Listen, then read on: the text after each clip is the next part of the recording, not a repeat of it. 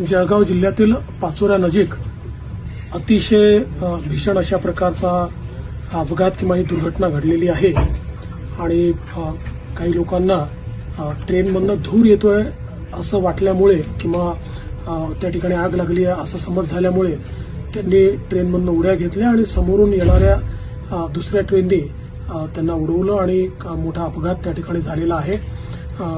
आमचे मंत्री गिरीश महाजनजी अपघाताच्या स्थळी पोहोचलेले आहेत.